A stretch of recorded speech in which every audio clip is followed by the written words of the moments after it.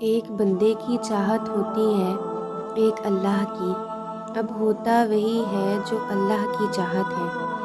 ہاں، دعا سے اپنی چاہت کو اس کی چاہت بنایا جا سکتا ہے، مگر اگر ہم اپنی قسمت کو رونے کی بجائے اس کی چاہت میں راضی ہو جائیں تو سکون ہو جائے۔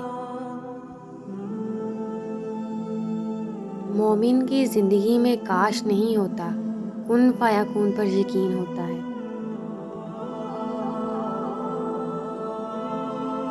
شکر کرو اس غم کا جس نے تمہیں خدا والا بنا دیا۔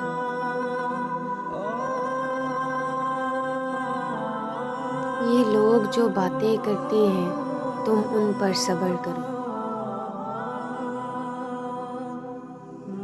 رب سے لگی ہو لو تو پھر آسان عشق ہے۔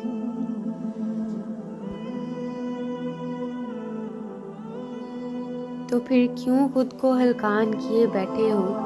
نصیب ہی اگر سب کچھ ہوتا تو اللہ کبھی تمہیں دعا مانگنا نہ سکھاتا۔